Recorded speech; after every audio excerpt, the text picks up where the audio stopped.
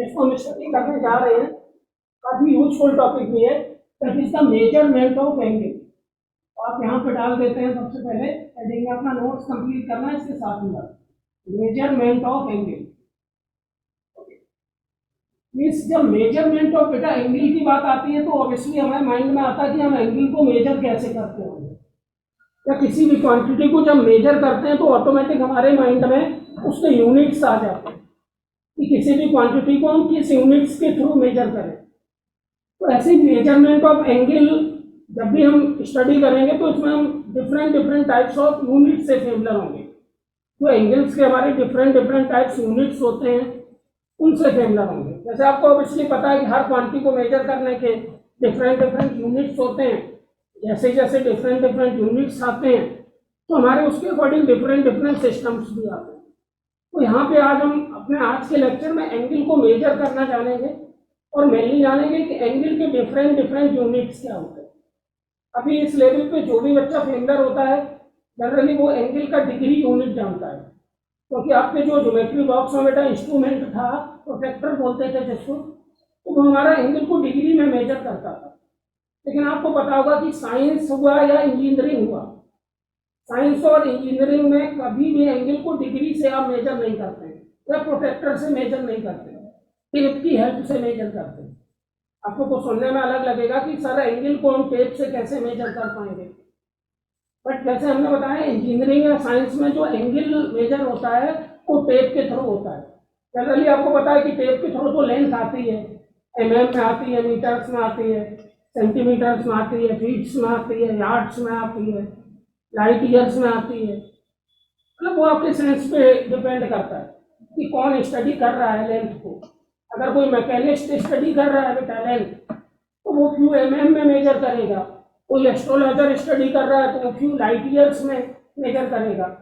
तो ऐसे ही एंगल्स को मेजर करने के डिफरेंट सिस्टम और डिफरेंट यूनिट्स होते हैं।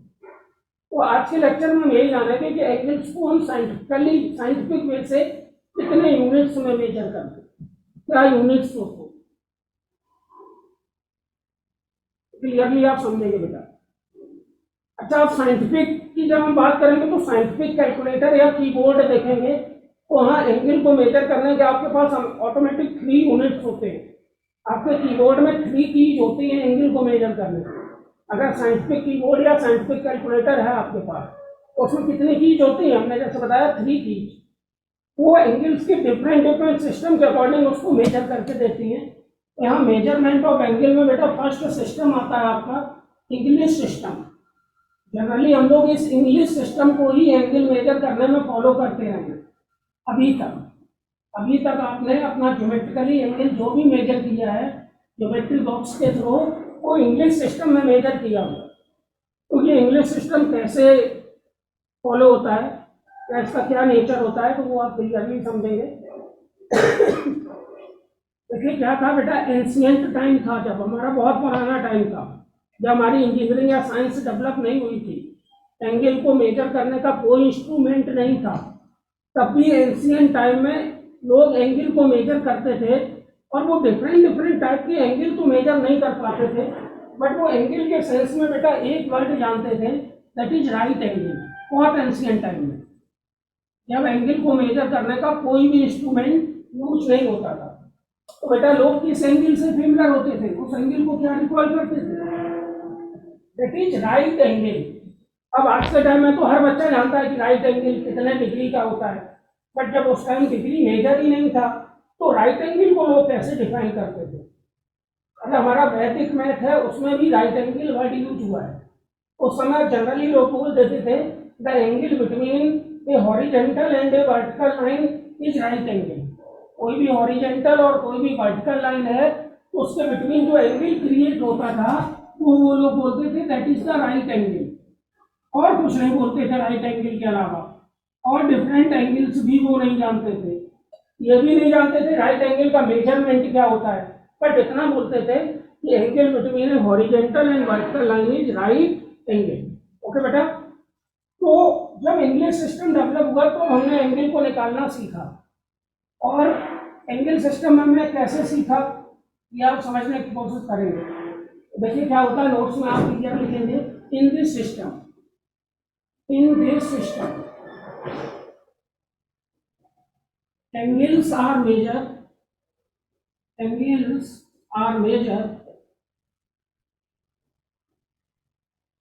in degree measure. क्लियरली ध्यान रखिए, इंग्लिश सिस्टम में एंगल को मेजर करने का जो यूनिट होता है वो हमारा डिग्री मेजर होता है। इसी यूनिट में हम लोग भी फॉलो करते हैं इसी सिस्टम को, तो सभी लोग जानते भी हैं जो एंगल मेजर होगा वो किस यूनिट में होता है बेटा, डिग्री मेजर में। अगर सिस्टम की बात करें तो ये डिग्री मेजर आपका इंग्लिश सिस्टम से आता है। ओके, जैसे ही आप सुनेंगे एक साल डिग्री मेजर, आपने वर्ड बोल दिया तो अब इसलिए आपके मन में आएगा कि डिग्री ये होता क्या है या 1 डिग्री क्या होता है।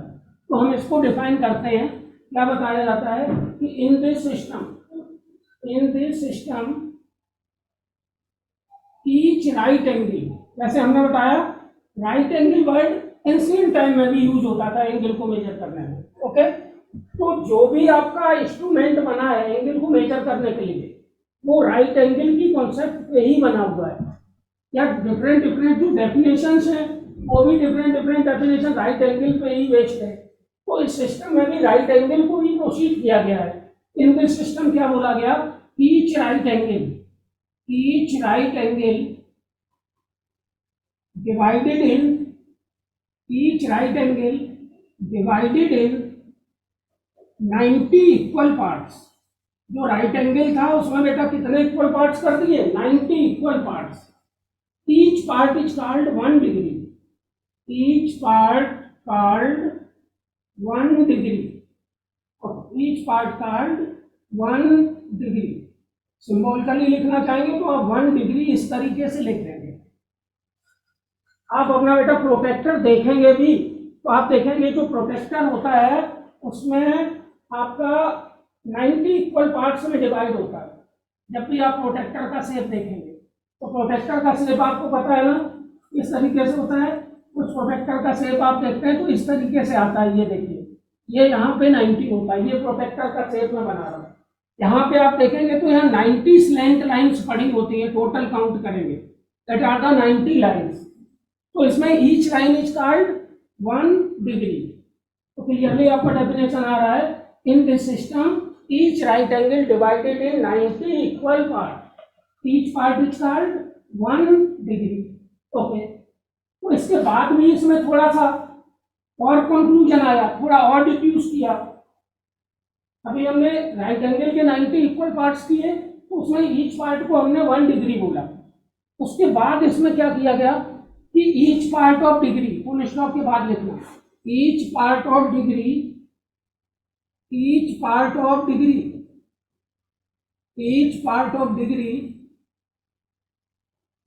divided in 60 equal parts. अब जो डिग्री का पार्ट था उसमें फिर हमने 60 इक्वल पार्ट किए, 60 equal part. Each part is called, उसमें ईच पार्ट को क्या बोला गया, each part is called 1 minute. आप कहेंगे सर एंगल और टाइम का क्या रिलेशन है, 1 मिनट को डैश से डिनोट करते हैं। जब भी 1 मिनट लिखने की बात आती है तो आप इस तरीके से लिख देते हैं 1 मिनट, 1 डैश लगा देते हैं। क्या था बेटा पोर्शन, ध्यान से समझना। सबसे पहले जो राइट एंगल था उसमें 90 इक्वल पार्ट किए, ईच पार्ट को क्या बोला 1 डिग्री। फिर डिग्री में 60 इक्वल पार्ट किए, ईच पार्ट को क्या बोला 1 मिनट। आगे और प्रोसीजर होगा, ईच पार्ट ऑफ मिनट, हम मिनट को भी डिवाइड करेंगे, each part of minute divided in 60 equal parts. आगे समझना, each part of minute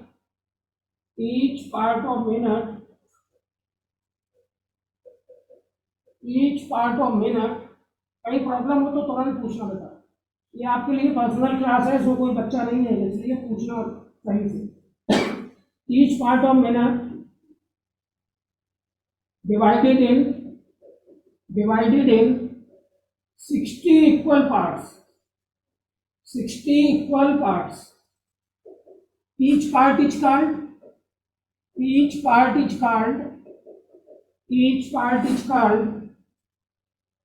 1 second, और इसको हम डबल डैश से डिनोट कर देते हैं 1 सेकेंड। ध्यान से समझना, कोई प्रॉब्लम हो तो तुरंत आंसर कर लेना। Each part is called 1 second. कोई प्रॉब्लम बेटा? क्लियर हो रहा है तुम्हें? और नहीं सर।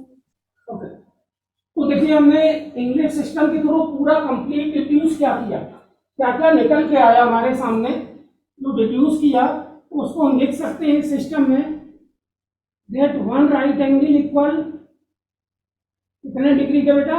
90 डिग्री के, एंड 1 डिग्री इक्वल 60 मिनट्स के, एंड 1 मिनट इक्वल 60 सेकेंड। यहाँ पे ये जो डैश और डबल डैश है ये बेटा मिनट और सेकेंड रीड करना। वैसे इसको फीट और इंचेस भी पढ़ा जाता है। आपने कहीं रिज्यूम देखा होगा ना किसी का, तो वो हाइट लिखता है ऐसे, देखो 5 फीट 6 इंच। यहाँ पे इस डैश को फीट पढ़ते हैं और इस डबल डैश को इंच पढ़ते हैं। तो आप इसको इंच या फीट नहीं रीड करना, लेंथ के भी यूनिट होते हैं। ये जैसे लिखा है 7 फीट 2 इंच, ये हाइट के भी होते हैं सिंबल। यहाँ फीट पढ़ते हैं, इसको इंच पढ़ते हैं, लेकिन यहाँ इसे मिनट पढ़ेंगे, यहाँ सेकंड पढ़ेंगे। ये आपका पूरा का पूरा इंग्लिश सिस्टम का डिड्यूस है, कितना ड्राइव हुआ है इंग्लिश सिस्टम से, क्लियरली नोट कर लीजिए इसको। तो इंग्लिश सिस्टम में एंगल क्या होता है, एंगल का यूनिट क्या होता है, क्लियरली आप माइंड करेंगे, दैट इज डिग्री। और वो इस तरीके से प्रोसीजर होता है, that 1 right angle equal 90 degree, 1 degree equal 60 minute, 1 minute equal 60 second. पहला सिस्टम आपको क्लियर हो गया होगा, वो that is the English system. Note भी हो गया होगा, ना होना तो मैं वापस दिखा दूंगा। अब आप दूसरा सिस्टम लिखेंगे, that is the French system. French system, ये सब आपके कीबोर्ड में होते हैं बेटा सिस्टम। जब अगर साइंटिफिक कैलकुलेटर देखेंगे तो एंगल की चीज मिलेंगी ये सब, that the French system. Okay, French system क्या होता है? इस सिस्टम में एंगल का यूनिट क्या होता है, क्या क्या डिड्यूस होता है, राइट एंगल के साथ कैसे डील होता है, एक एक करके समझना बेटा। तो फ्रेंच सिस्टम क्या होता है क्लियरली आप समझेंगे। देखिए, in this system angles are measure in grade measure. इस सिस्टम में जो एंगल को मेजर करने का यूनिट होता है वो ग्रेड होता है। In this system angles are measure, angles are measured in grade measure। Grade ये यूनिट होता है, ग्रेड मेजर। अब ये ग्रेड होता क्या है, ये तो आपको समझ में आ गया कि इस सिस्टम में जो एंगल्स को मेजर करते हैं वो किस यूनिट में करते हैं बेटा, ग्रेड यूनिट में। ग्रेड ड्राइव कैसे होता है, ग्रेड के साथ प्रोसीड कैसे करते हैं, तो आप लिखेंगे इन this system each right angle, right angle के साथ ये भी कनेक्ट होगा बेटा, each right angle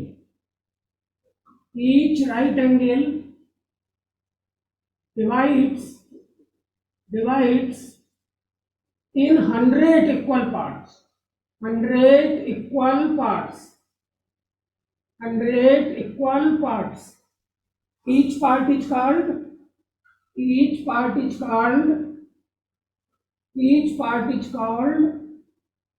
one grade, that is the one grade। इस तरीके से आप जी बना देते हैं, वन ग्रेड। आगे और प्रोसीड होता है, each part of grade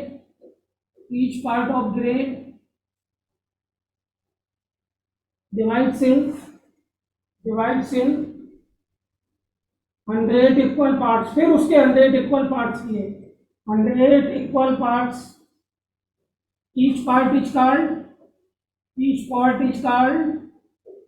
1 minute, each part is called 1 minute. आगे और होगा continue, each part of minute divide in, each part of minute divides in 100 equal parts। Each part is called 1 second, each part is called 1 second। इसके through क्या क्या drive हुआ समझना बेटा। सबसे पहले वन राइट एंगल किसके इक्वल हुआ बेटा ग्रेड्स में, वन राइट एंगल इक्वल कितना ग्रेड होता है 100 ग्रेड।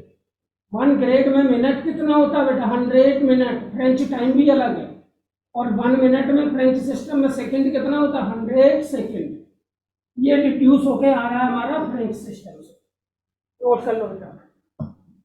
अब देखिए हमने आपको फ्रेंच सिस्टम भी बताया और इंग्लिश सिस्टम भी बताया। अब हम बताएंगे कि एंगल को रिड्यूस कैसे करते हैं। अगर आपका डिग्री में दिया है तो ग्रेड में कैसे रिड्यूस करेंगे, ग्रेड में दे रखा तो डिग्री में कैसे चेंज करेंगे। सबसे पहला तो प्रॉब्लम इसी पे बनेगा कि आपका एंगल रेडियन सॉरी ग्रेड में देगा बोलेगा डिग्री में लिखिए, और डिग्री में देगा बोलेगा ग्रेड में लिखिए। तो अगला आर्टिकल है आपका पुराना वाला हो गया था नोट बेटा। देखिए इंग्लिश सिस्टम में हमने वन राइट एंगल किसके इक्वल बताया था भाभी 90 डिग्री के, और फ्रेंच सिस्टम में हमने वन राइट एंगल इक्वल किसके बताया 100 ग्रेड के। तो यहीं से आप रिलेशन एस्टेब्लिश करेंगे। और अगला आर्टिकल होगा आपका relation between degree and grade. क्या रिलेशन देता है degree and grade. I hope आपको शायद रिलेशन समझ में आ ही गया होगा। थोड़ा रिकॉल कर लेना। इंग्लिश सिस्टम में बेटा वी नो, रिकॉल करना थोड़ा सा। We know one right angle कितना डिग्री के होता है बेटा, one right angle equal 90 degree. और one right angle French system में किसके इक्वल होता है वन राइट एंगल 100 ग्रेड। तो देयरफॉर यहाँ से कंक्लूजन क्या आएगा बेटा 90 डिग्री किसके इक्वल हो जाएगा 100 ग्रेड के। तो 1 डिग्री किसके इक्वल हो जाएगा 10/9 ग्रेड के। पहला आप ये रिजल्ट ध्यान रखिए। दूसरा रिजल्ट 1 ग्रेड किसके इक्वल हो जाएगा 9/10 डिग्री। तो आप इस रिलेशन से कभी भी रिड्यूस एंगल कर सकते हैं। तो आप यहां से दो नोट लिख लीजिए। Note 1, when we reduce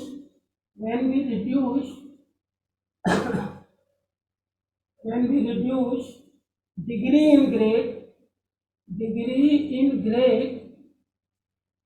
then we multiply by, किससे मल्टीप्लाई करते हैं बेटा। अगर आपको डिग्री को ग्रेड में बदलना है देखिए तो मल्टीप्लाई किससे होगा 10/9 से। then we multiply by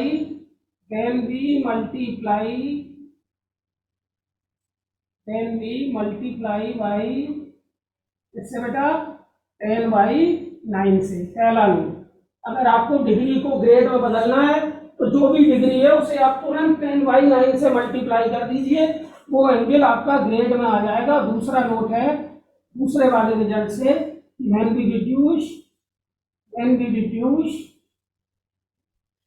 grade in degree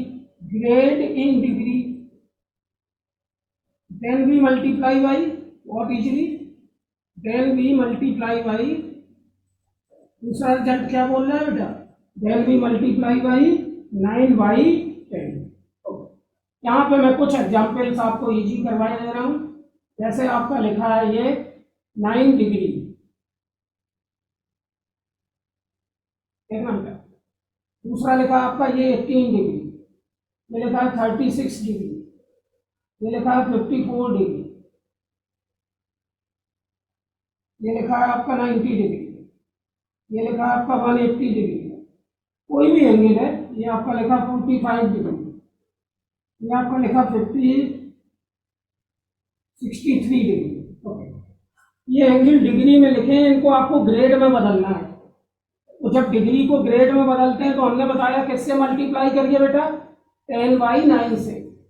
तो 9 डिग्री में कितना ग्रेड हो जाएगा और बोलो 9 डिग्री को ग्रेड में बदलना है तो किससे मल्टीप्लाई 10/9 से। 9 से 9 कैंसिल, तो 9 डिग्री में कितना ग्रेड हुआ बेटा 10 ग्रेड। 18 डिग्री में कितना ग्रेड हुआ 10/9 से मल्टीप्लाई 20 ग्रेड। 36 डिग्री में कितना ग्रेड हुआ 10/9 से multiply that is 40 grade. 54 degree में कितना ग्रेड हुआ multiplied by 10/9 that is 60 grade. 90 degree में कितना ग्रेड हुआ 90 multiplied by 10/9 that is 100 grade. अभी आपको बताया गया था। 180 डिग्री में कितना ग्रेड हुआ 180 multiply by 10/9 that is 200 grade. ऐसे 45 डिग्री में कितना ग्रेड हुआ, 10/9, दैट इज 50 ग्रेड। ऐसे 63 डिग्री में कितना ग्रेड हुआ, मल्टीप्लाइड बाई 10/9, 70 ग्रेड। क्लियर हुआ बेटा? कभी भी कोई एंगल डिग्री में देगा, आप ग्रेड में रिड्यूस कर लेंगे। सॉरी, हाँ सर। और अगर ग्रेड में होगा तो डिग्री में बदल देंगे।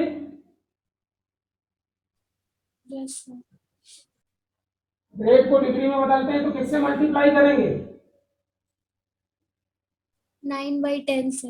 9/10 से। ओके, अब देखिए जो थर्ड सिस्टम आ रहा है ये बहुत ही इंपॉर्टेंट सिस्टम है बेटा, और आज के बाद हम एंगल को इसी सिस्टम में मेजर करेंगे, चाहे वो मैथ हो चाहे आपका फिजिक्स हो।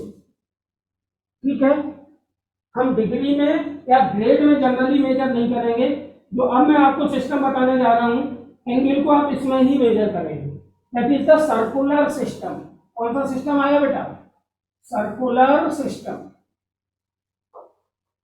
Circular system. अच्छा, सर्कुलर सिस्टम में बेटा जो एंगल मेजर करते हैं वो हमने बताया टेप से मेजर करते हैं। ये एंगल हमेशा आपका mm, सेंटीमीटर, मीटर, फीट इनमें आता है, क्योंकि इंजीनियरिंग में बेटा जब कोई इंजीनियर एंगल मेजर करेगा, मान लो कोई ब्रिज बना रहा है या कोई बिल्डिंग बना रहा है, उसमें बीम डाला उसने, अब बीम पड़ा है तो बीम के बिटवीन एंगल देखना है, या रोड बना रहा है, रोड कितना टर्न हो रहा है वो एंगल देखना है, तो प्रोटेक्टर से मेजर नहीं करेगा। उसके जो मैकेनिकल इंस्ट्रूमेंट होंगे, मैकेनिकल इंजीनियर उन मैकेनिकल इंस्ट्रूमेंट से करेगा मेजर, ना कि ज्योमेट्रिकल इंस्ट्रूमेंट, ज्योमेट्री बॉक्स लेके तो नहीं जाएगा वो। उसके जो मैकेनिकल इंस्ट्रूमेंट होते हैं उनसे ही करेगा मेजर। तो ये टेप जो होता है ये मैकेनिकल इंस्ट्रूमेंट होता है, टेप से लेंथ मेजर होती है, टेप से ये एंगल भी मेजर होता है। तो ये सर्कुलर सिस्टम होता क्या है, और इस सिस्टम में एंगल को मेजर करने का यूनिट क्या होता है ये आप समझना। तो आप क्लियरली लिख दीजिए, in this system angles are measured, angles are measured, angles are measured, unit आ रहा है इन रेडियन मेजर। इसमें मेजर होगा बेटा एंगल, रेडियन मेजर। एक रेडियन यूनिट होता है एंगल का, उसमें मेजर होता है। और ये एंगल हमने जैसे कि बताया हमेशा टेप से आता है। यही यूनिट मेन है मैथ फिजिक्स का या इंजीनियरिंग का, मेन यूनिट है रेडियन। इसमें ही एंगल हम मेजर करेंगे। जनरली अब हम जो ट्रिग्नोमेट्री पढ़ेंगे उसके सारे एंगल रेडियन में ही होंगे। हम अपनी कॉन्वेनियंट के अकॉर्डिंग एंगल को भले ही चेंज कर लें डिग्री में, जब प्रॉब्लम करें तो हमें थोड़ा कॉन्वेनियंट हो जाए, हमें एंगल डिग्री में दिखने लगे वो एक अलग बात होगी, लेकिन जो जनरली एंगल लिखा होगा वो रेडियन में ही लिखा होगा। तो सर्कुलर सिस्टम में एंगल का यूनिट बेटा मैंने क्या बताया, रेडियन। तो इसलिए आपके मन में आएगा कि रेडियन होता क्या होगा, ऑब्वियसली रेडियन की एक डेफिनेशन होगी। तो रेडियन की वो डेफिनेशन मैं आपको क्लियर कर रहा हूं कि एंगल रेडियन में क्रिएट कब होता है, कैसे जनरेट होता है रेडियन में। तो यहाँ सबसे पहली डेफिनेशन आ रही है, that is theta radian, theta C या थीटा रेडियन। ध्यान से समझना, काफी इंपॉर्टेंट है। देखिए थीटा पे सी लिखा है तो आप थीटा रेडियन पढ़ेंगे उसे, या कुछ भी नहीं लिखा है तो उसे तब भी रेडियन पढ़ेंगे। जैसे एंगल ऐसे लिखा है, कोई एंगल A=2 लिखा है तो इसको क्या बेटा 2 डिग्री पढ़ेंगे। अगर एंगल A=2 लिखा है तो इसे 2 डिग्री पढ़ेंगे क्या, सॉरी बोलो, ये एंगल A=2 लिखा है, इसमें तो यूनिट ही नहीं है। एंगल A=2 डिग्री, क्या डिग्री का सिंबल लगा है, नहीं लगा, कोई नहीं यूनिट लगा। नहीं तो थी। जब कोई सिंबल नहीं लगा होता है तो उसे ऑलरेडी आप क्या पढ़ते हैं, 2 रेडियन। क्लियर हुआ? या तो सी बना हो तो रेडियन, ना बना हो और डिग्री ना लगा हो तो उसे आप रेडियन ही पढ़ना, ये बात मेरी माइंड में रखना। अब ये थीटा रेडियन होता क्या है, थीटा रेडियन ये कैसे डिफाइन होता है, इसकी डेफिनेशन समझना। थीटा रेडियन मैकेनिकल डेफिनेशन है, लेंथ के टर्म में आएगी। क्या होता है ध्यान से समझना, angle subtended by, angle subtended by any arc of circle at their center called theta radian. कभी भी आपसे कोई पूछे थीटा रेडियन क्या होता है तो आप जस्ट यही डेफिनेशन बताइए, क्या? Angle subtended by any arc of circle at their centre called theta radian. Suspended angle जानते हो गौरी क्या होता है? एंगल के साथ सस्पेंडेड वर्ड कब यूज करते हैं?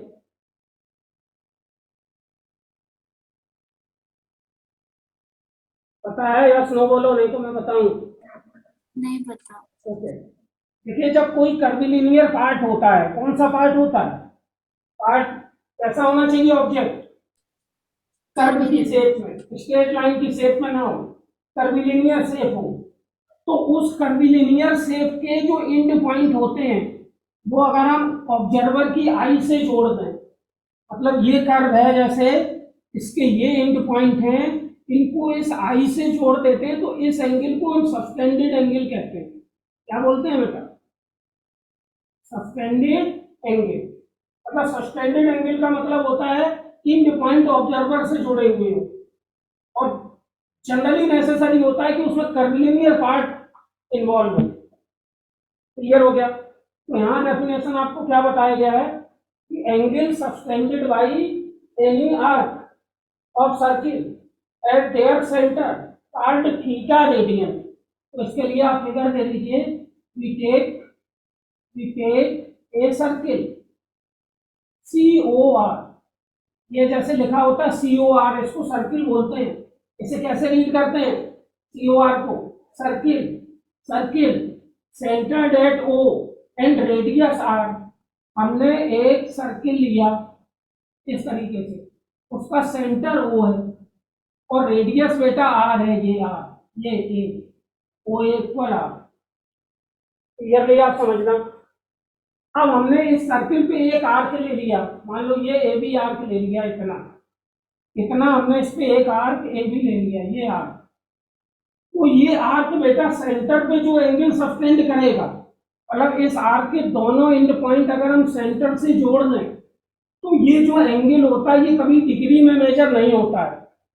डिग्री में तो तब मेजर होता है जब इसके तीनों पार्ट स्ट्रेट लाइन होते हैं। ये पार्ट तो कर्व है, जब कर्व है तो प्रोटेक्टर यूज होगा नहीं, तो उस केस में जो ये एंगल होता है उसे आप थीटा रेडियन कहते हैं। सच दैट, आगे लिख देना, such that theta radian geometrically define होता है, theta radian equal length of arc AB upon radius. तो आप देख रहे हैं यहाँ रेडियस आपका R है और लेंथ ऑफ आर्क इसको हम L ले लेते हैं, तो क्लियरली यहाँ से एक फार्मूला आपका डेवलप हो जाएगा that theta radian equal L upon R।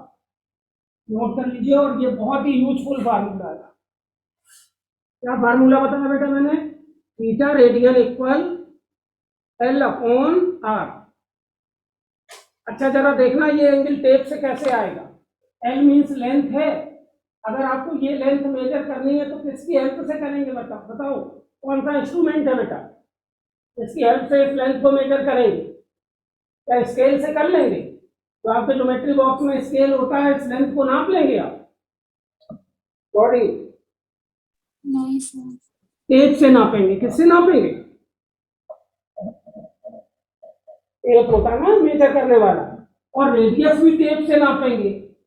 तो देखिए ये भी, इसमें भी टेप यूज होगा, इसमें भी टेप यूज होगा।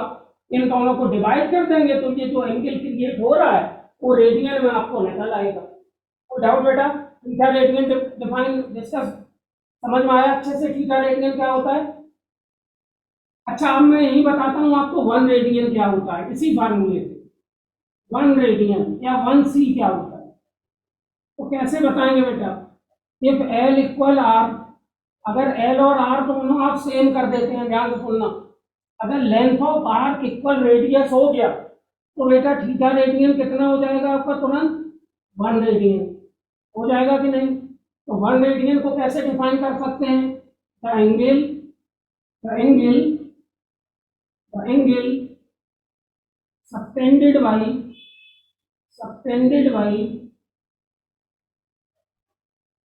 an arc whose length the angle subtended by an arc पूरा बात लिखना the angle subtended by an arc at the center of circle